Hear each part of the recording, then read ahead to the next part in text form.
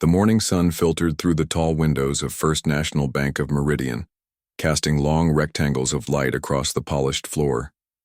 Susan White adjusted her name tag and straightened her blue blazer before taking her position at teller window number 4. After 15 years at the same branch, Susan had her morning routine perfected to the minute. She arranged her pens in a neat row, counted her starting cash drawer, and turned on her computer terminal with practiced efficiency. "Another day, another dollar," said Frank Coleman from the next window over.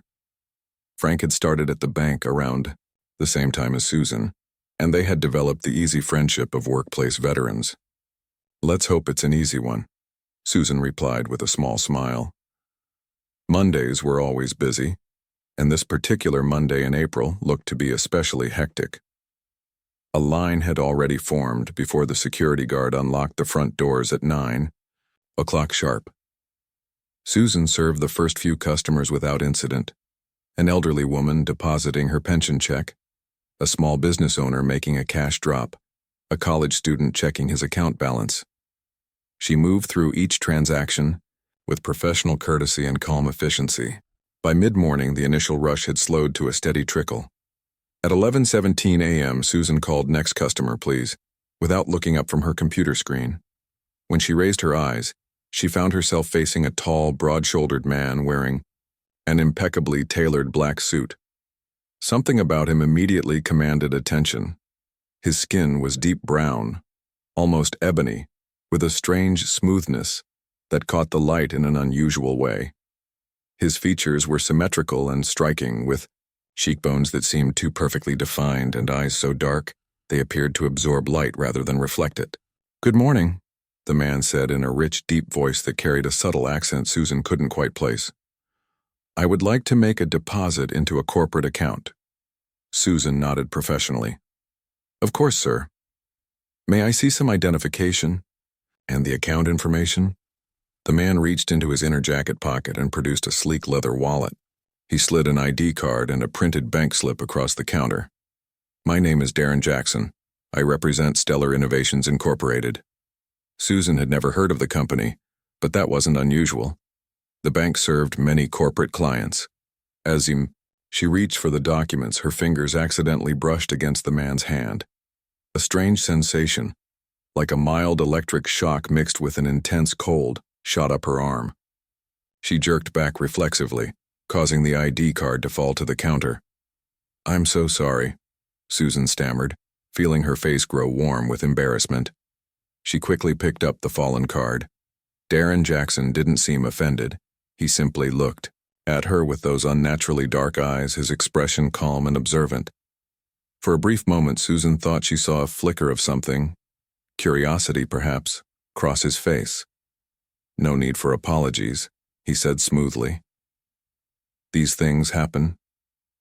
Susan nodded and focused on entering the information into her system. The deposit was substantial, $500,000 being transferred electronically into the corporate account. All the information checked out, and the transfer went through without any issues. "Your deposit has been processed successfully, Mr. Jackson," Susan said, printing a receipt. "Is there anything else I can help you with today?" "That will be all, thank you," he replied. As he accepted the receipt, his gaze lingered on her face for a moment longer than seemed normal. "Have a pleasant day, Susan White." Something about the way he said her name sent another chill down her spine. Susan watched as he walked away, moving with unusual grace through the bank lobby. Other customers seemed to instinctively step aside, to let him pass as if they sensed something different about him too. "Who was that?" Frank whispered from the next window. "Just a corporate client," Susan replied, though she couldn't shake the strange feeling that had come over her since their hands had touched. By the end of her shift, Susan had almost forgotten about the encounter. Her hand occasionally tingled where their skin had made contact, but she dismissed it as a static electricity shock. She completed her closing procedures, said goodbye to her colleagues, and drove home to her small apartment on the east side of town. That night, Susan's sleep was troubled by strange dreams. Numbers and symbols she didn't recognize flowed through her mind like water. She saw banking systems, security protocols, and digital networks as if they were physical places she could walk through. In her dreams, she understood how everything connected, how money moved around the world, how data transformed and traveled across invisible pathways. She woke at 3:27 a.m. drenched in sweat. The digital clock by her bed seemed to pulse with meaning beyond showing the time. Susan stumbled to the bathroom and turned on the light. In the mirror, her reflection looked the same as always. Shoulder-length brown hair, blue eyes, a few lines beginning to form around her mouth. But when she looked down at her right hand, the one that had touched Darren Jackson, she noticed something strange. There, across her palm, was a faint, iridescent mark that seemed to shimmer when she moved her hand under the light. It wasn't painful, just unusual, like a birthmark that changed colors depending on the angle of view. Susan scrubbed at it with soap and water, but the mark remained. "What is happening to me?" she whispered to her reflection. Back in bed, Susan tried to fall asleep again, but couldn't. Her mind felt different somehow. Sharper, faster, able to process thoughts in new ways. She found herself thinking about the bank's computer systems, visualizing the network architecture despite having no technical training. Somehow she could see how everything fit together, how the digital infrastructure operated, how money moved between accounts. Susan finally drifted back to sleep just before dawn, unaware that across town, in the secure server room of First National Bank, the first anomalies were already appearing in the system. By sunrise, strange patterns would begin forming in the data, and by the time Susan woke for work the next morning, $2.1 billion would have vanished from banking systems across the country, leaving no trace of where it had gone or how it had disappeared. The touch that Susan had dismissed as an awkward moment between strangers had started something that neither she nor anyone else on Earth was prepared for. Susan's alarm clock rang at 6:30, but she was already awake. She had barely slept after those strange dreams. The shimmering mark on her palm seemed brighter in the morning light. She showered and dressed for work, trying to ignore the odd tingling sensation that ran through her right arm. As she drove to the bank, the morning news on the radio caught her attention. "We're getting reports of widespread banking system issues across multiple financial institutions this morning," the announcer said.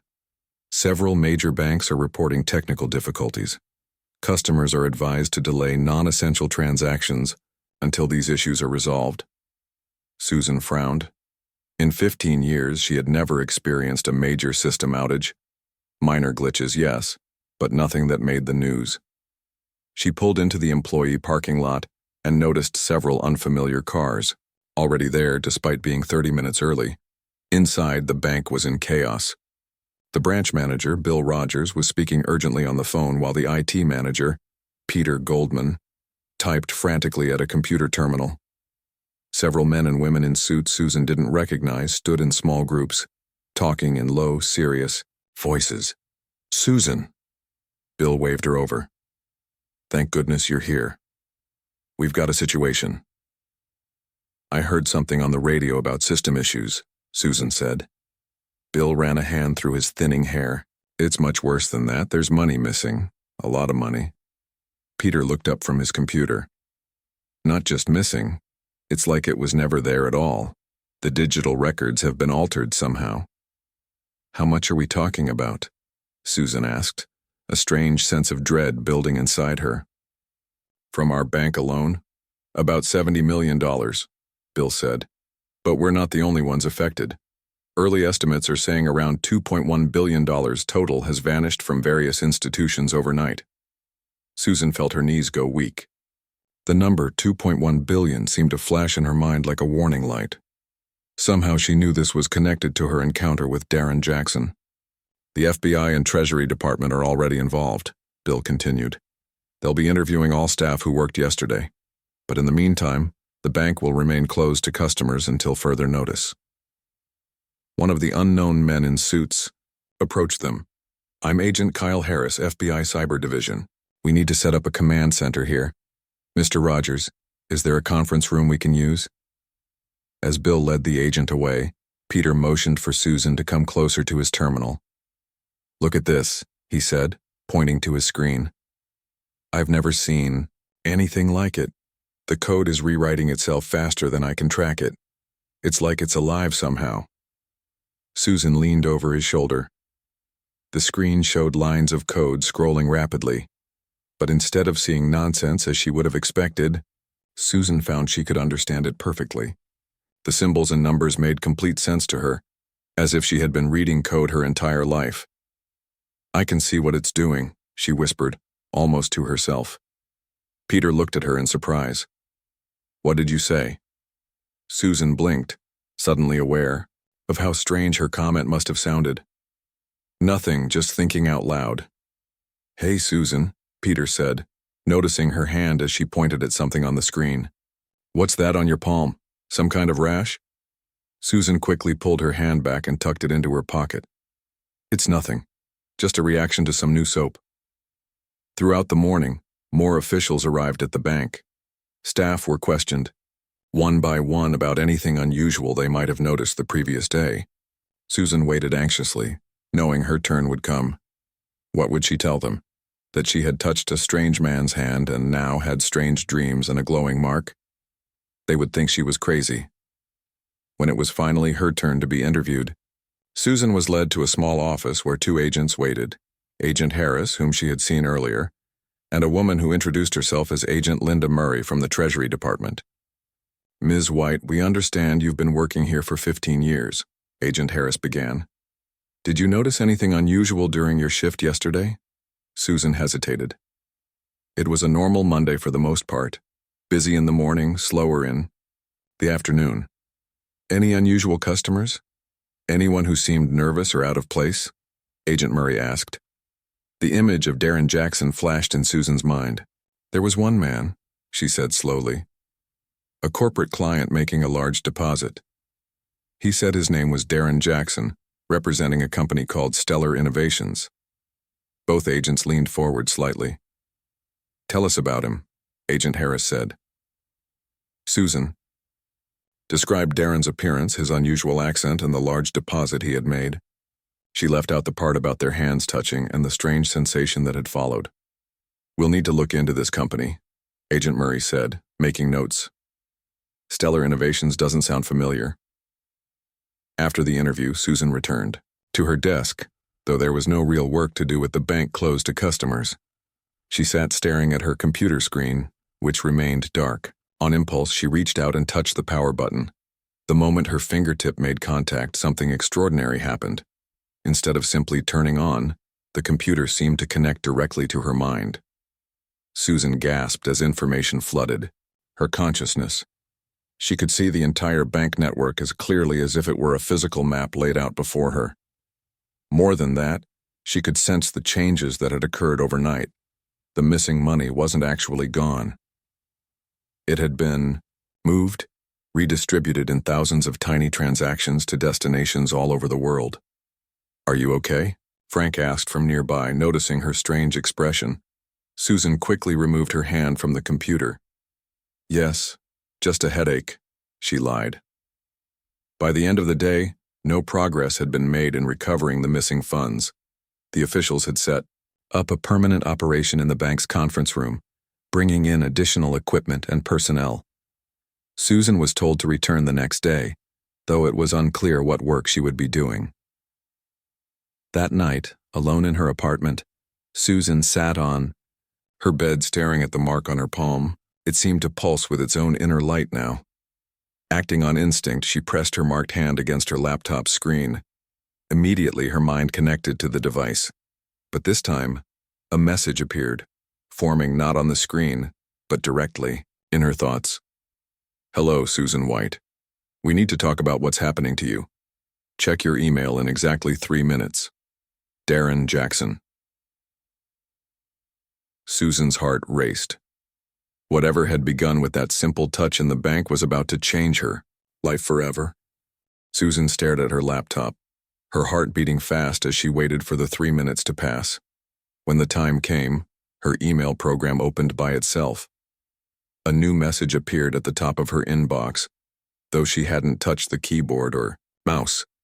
The sender was listed simply as DJ, and the subject line read, "What you are becoming." With shaking hands, Susan clicked on the email. The message was brief. Your apartment is not secure. We need to meet. Come to Riverside Park, East Bench by the old oak tree, at midnight. Come alone. I will explain everything. What is happening to you is not dangerous, but it is important. More important than you can imagine. Susan looked at the clock. It was just after 9. She had nearly 3 hours to decide what to do. Going to a park at midnight to meet a strange man seemed foolish, possibly dangerous. But the things happening to her were beyond explanation.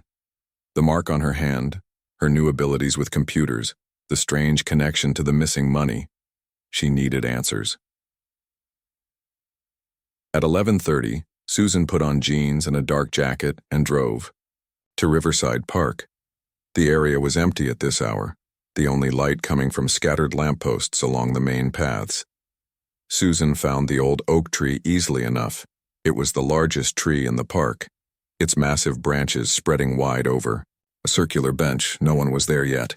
Susan sat on the bench, her nerves making her jump at every small sound. At exactly midnight, she heard footsteps approaching. Darren Jackson emerged from the shadows, still wearing his perfect black suit despite the late hour.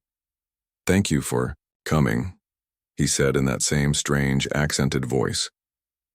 "I was not certain you would." "I need answers," Susan said simply. "What did you do to me? What's happening?" Darren sat beside her, keeping a respectful distance. "First, I must tell you what I really am."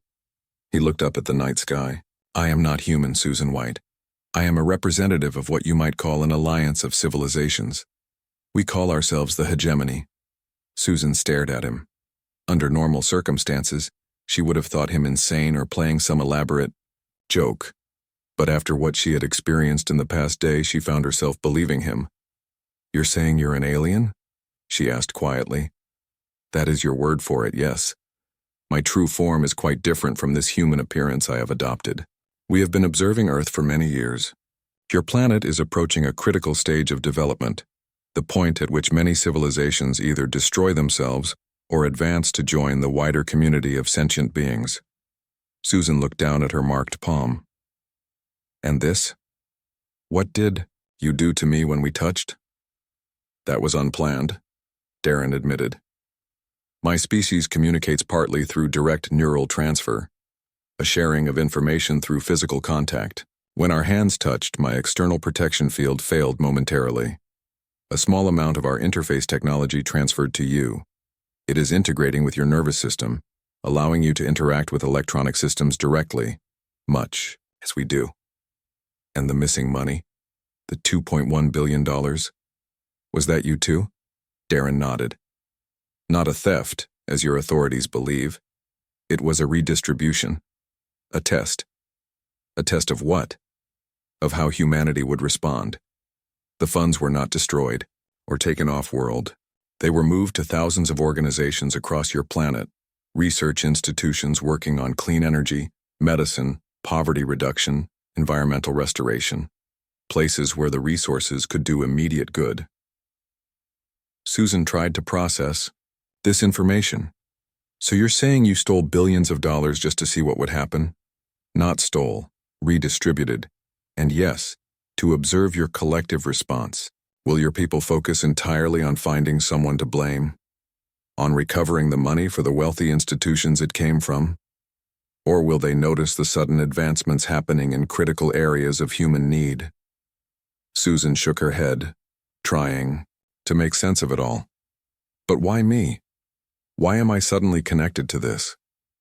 That was not intentional. But now that it has happened, you may serve as a bridge, the first human able to fully comprehend our systems and communicate with us directly." Darren looked at her intently. "The mark on your hand is the physical manifestation of the interface.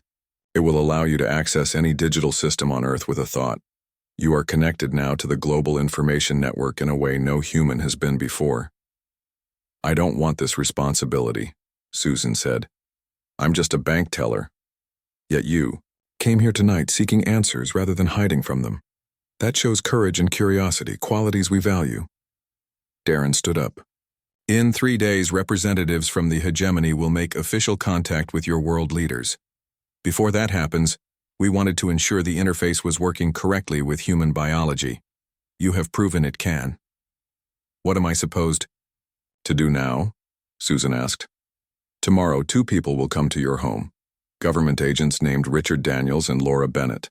They have tracked the banking anomaly to your terminal. They will be suspicious of you. Darren handed her a small device that looked like a smooth black stone. When they arrive, show them this. It contains proof of everything I have told you in a format their systems can understand. Will I see you again? Susan asked, surprised by her own question. Yes. When the formal contact begins, you will be called upon. Your unique connection makes you valuable to both our peoples now. Darren looked up suddenly as if hearing something Susan couldn't. I must go. Others are approaching this area. Before Susan could respond, Darren stepped backward into the shadows between 2 trees and simply vanished. Susan sat there for a moment, the black stone device cool in her palm. In the distance, she heard voices. Probably just late night, park visitors, but she decided not to take chances. She drove home in a daze, her mind racing with everything she had learned. Aliens, a test of humanity, and somehow she had become the first human to carry their technology within her body. Back in her apartment, Susan placed the stone device on her kitchen table and stared at it. Part of her still wondered if this was all an elaborate hoax, or if she was simply having some kind of breakdown. But the mark on her hand glowed softly in the dark room, and when she touched her laptop, she could feel the world's network spreading out before her mind like endless roads. She didn't sleep that night. Instead, she used her new abilities to search through digital systems around the world, following the trail of the redistributed money. Just as Darren had said, the funds had gone to thousands of research centers, humanitarian organizations, and environmental projects, and already reports were coming in of unexpected breakthroughs, a cancer treatment showing remarkable results, a new solar cell design with double the efficiency of current models, clean water systems being deployed in drought-stricken regions. Kuti. Morning, Susan had accepted the truth. Something extraordinary had happened to her and to the world. And tomorrow, when the government agents arrived at her door, everything would change again. The knock on Susan's apartment door came at exactly 8 a.m. She had been waiting for it, sitting at her kitchen table with the smooth black stone device in front of her. She hadn't gone to work. There seemed little point when she knew government agents were coming for her. Susan opened the door to find a man and woman standing in the hallway. Both wore dark suits and serious expressions. Susan White? The man asked, showing her a badge. I'm Agent Richard Daniels with the FBI. This is Dr. Laura Bennett with the National Security Agency. We need to speak with you about the incident. At First National Bank. Susan nodded. I've been expecting you. Please come in. The agents exchanged a quick glance, clearly surprised by her calm response. They followed her into the small apartment. Susan noticed how Agent Daniels scanned the room with practiced eyes, while Dr. Bennett watched Susan herself, studying her movements. You've been expecting us? Agent Daniels asked. How is that possible? I think it's better if I show you, Susan said. She gestured to the kitchen table. Please sit down. Once they were seated, Susan placed her right hand, palm up, on the table. The iridescent mark glowed visibly even in the daylight. What is that? Dr. Bennett asked, leaning forward, with sudden interest. It appeared after I touched Darren Jackson's hand at the bank, Susan explained. He's not human. He's a representative from something called the Hegemony, an alliance of civilizations from other worlds. Agent Daniels' expression hardened. Ms. White, if this is some kind of joke— It's not a joke, Susan interrupted. She pushed the black stone device toward them. He gave me this last night. He said it contains proof of everything I'm telling you. Dr. Bennett picked up the device, carefully. This technology, and I've never seen anything like it. She took out a small tablet from her bag and held the stone near it. To everyone's surprise, the tablet turned on by itself and began displaying complex diagrams and text. That's impossible, Dr. Bennett whispered. My tablet was often locked. The hegemony's technology is far beyond ours, Susan said. When Darren and I touched, some of their interface technology transferred to me accidentally. That's why I have this mark. It lets me connect directly to electronic systems, computers, networks, anything digital. Agent Daniels looked skeptical. You expect us to believe you're what, half alien now? Not alien, Susan corrected. Still human, but with added technology. I can show you. She reached over and lightly touched Dr. Bennett's tablet. The screen immediately changed, displaying a map of the world with thousands of glowing points. These are all the places where the $2.1 billion went. It wasn't stolen, it was redistributed. To research centers, humanitarian organizations, environmental projects. Dr. Bennett stared at the display. This is consistent with reports we've been getting. Organizations around the world suddenly receiving anonymous donations, followed by unexpected breakthroughs in their fields. Agent Daniels still looked unconvinced. Even if what you're saying is true, this is still the largest financial system breach in history. We can't just ignore that. I'm not asking you to, Susan said. I'm telling you because in 2 days the hegemony is going to make official contact with world leaders. They've been watching Earth for years, evaluating us. The money was part of their final test, to see how we would respond to a non-destructive system intrusion that actually benefited humanity. There was silence as the two agents processed this information. Finally, Dr. Bennett spoke. We need to take you in, Ms. White. Not as a prisoner, she added quickly, seeing Susan's expression. But our superiors need to hear this directly, and we need to study that mark on your hand. Susan had expected this. I'll come with you on one condition. You have to let me keep this interface. It's part of me now. Trying to remove it could be dangerous. After a brief discussion between themselves, the agents agreed. Susan packed a small bag while Dr. Bennett made several phone calls. Within 30 minutes, they were in a black SUV heading to a government facility outside the city. The building looked ordinary from the outside, a plain office complex surrounded by a simple fence. Inside was a different story. After passing through multiple security checkpoints, Susan was brought to a large conference room where several important-looking people waited. A tall woman with short gray hair stepped forward.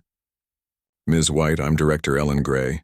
I've been briefed on your unusual situation. Dr. Bennett has shared some preliminary findings from the device you provided. I have to say, it's quite extraordinary. What happens now? Susan asked. Now we prepare. Director Gray replied. If what you say is true, and representatives from this hegemony are coming in 2 days, we need to be ready. The president has been informed. Key world leaders are being contacted as we speak. Over the next several hours, Susan was interviewed by various experts, scientists, intelligence officers, even a linguist trying to understand the strange accent Darren had spoken with. She demonstrated her new abilities, connecting with computer systems by touch alone, accessing information that should have been impossible to reach. By evening, even the most skeptical officials were convinced. Susan was given a private room in the facility, comfortable but clearly monitored. As she sat on the bed wondering what the next day would bring, her hand began to tingle. The mark glowed brighter than before. On impulse, she touched the wall. To her surprise, she could connect with the building's systems, including the cameras in her room. With a thought, she looped the footage, showing her simply sitting on the bed while her real self moved freely. She went to the window and looked out at the night sky. Somewhere up there, the hegemony was preparing to change human history forever, and somehow she had become the bridge between two worlds. Her thoughts were interrupted by a soft chime from the black stone device, which she had been allowed to keep. When she touched it, a message formed in her mind rather than appearing as text or sound. Tomorrow, one final test begins. How your leaders respond will determine humanity's place in the greater community. Be ready, Susan White. You will be needed. Susan looked again at the stars, wondering what this final test might be. Whatever happened next, she knew her life would never be the same. None of their lives would. Everything would change when the world learned they were not alone in the universe. Susan woke early the next morning to find the facility buzzing with activity. The final test had begun. News reports worldwide were showing the same strange sight. Perfectly circular ships hovering silently over major cities across the globe. They did not attack or even move. They simply waited, floating like silver discs against the blue sky. Director Gray met Susan in the hallway outside her room. "They're here," she said simply. "Just as you predicted. The president wants to meet you." Within an hour, Susan found herself aboard a helicopter heading toward a remote location in Nevada. Agent Daniels and Dr. Bennett accompanied her, both looking tense. "What do you think they want?" Agent Daniels asked her during the flight. Susan shook her head. "Darren only said it was a final test. How people respond will determine whether Earth is welcomed into their community or left to develop on our own." The helicopter landed at a military base hidden among red desert hills. Susan was escorted to a large bunker built into the side of a mountain. Inside, dozens of people worked at computer stations, while large screens showed the alien ships still, hovering over cities. A tall man with silver hair approached them. Susan recognized the President of the United States immediately. "Ms. White," he said, extending his hand, "I'm told you're our best connection to our visitors." "I'm not sure about that, sir," Susan replied honestly.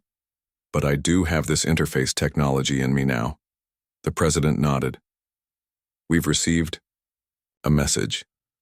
It appeared simultaneously on every government communication system worldwide.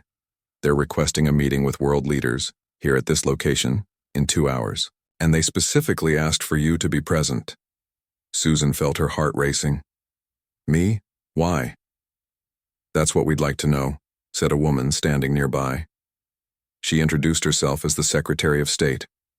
"The message said you would understand the protocols." Susan looked down at the mark on her palm, which seemed to pulse with light.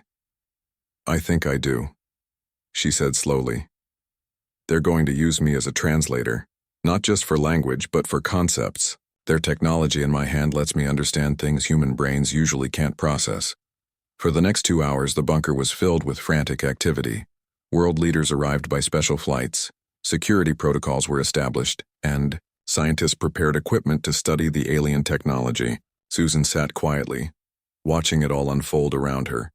Exactly 2 hours after the message had been received, the mark on Susan's hand began to glow brightly. She felt a strange pulling sensation, as if something was calling to her. "They're here," she said, standing up. "I can feel them." Everyone in the room tensed as the door to the bunker slid open. 4 figures entered. Darren Jackson in front, followed by 3 beings of similar height but with subtle differences in their appearances. All wore the same perfect black suits, but there was something undeniably non-human about the way they moved. "Greetings," Darren said, his voice echoing slightly in the silent room. "We are representatives of the hegemony. We come in peace and with purpose." The President stepped forward. "We welcome you to Earth. I speak for the assembled leaders of our world." Darren nodded, then turned to Susan. "The interface has functioned well?" "Yes," Susan said, though it was quite a shock at first. "As intended," Darren replied. "We needed to see how a human mind would adapt to our technology. You have done remarkably well." One of the other beings stepped forward and spoke in a language unlike anything Susan had ever heard. Clicks, whistles, and deep tones that seemed impossible for a human throat to produce. Yet, through the mark on her hand, Susan understood every word. "They say that humanity stands at a crossroads," Susan translated for the room. "Throughout the galaxy, thousands of civilizations have reached this point. Many destroyed themselves through war or environmental collapse. Others turned inward, rejecting contact with other beings. Only a small percentage showed the right combination of technological achievement and ethical development to join the greater community." The alien spoke again, and Susan continued translating. The banking system test was the final evaluation. The hegemony wanted to see how humans would respond to a system intrusion that ultimately benefited our species. Would we focus only on the disruption, or would we recognize the positive outcomes? The President looked confused. "And what did we show you?" Darren smiled, an expression that seemed both familiar and alien on his face. Hope. In the 3 days since the money was redistributed, your media has spent equal time reporting on the financial disruption and on the sudden advancements the funds have enabled. Your governments have investigated the intrusion but have not stopped the good being done. Individual humans have shown curiosity rather than only fear. Another of the beings spoke, and Susan translated again. The hegemony has voted. Earth will be offered membership in our alliance. We will share knowledge, technology, and resources. In return, we ask only that you share your unique perspectives and creativity, qualities that have impressed us greatly during our observations. The room erupted in excited whispers as the world leaders processed this information. The president raised his hands for silence. This is a momentous day for humanity, he said. We accept your offer with gratitude and hope for a peaceful future, together. Darren turned to Susan. There is one more matter to discuss. Susan White, because of your unique connection to our interface technology, we would like you to serve as Earth's first ambassador to the hegemony. Your mind can now comprehend concepts that would be difficult for other humans to understand. You would be the bridge between our peoples. Susan felt overwhelmed. Just a week ago, she had been a simple bank teller, living a quiet, ordinary life. Now she was being asked to represent her entire species to an alliance of alien civilizations. This is a lot to take in, she said honestly. We understand, Darren replied. You have time to consider our offer. The formal integration of Earth into the hegemony will take several of your years. As the discussions continued around her, Susan stepped back and looked at the assembled world leaders talking with the alien representatives.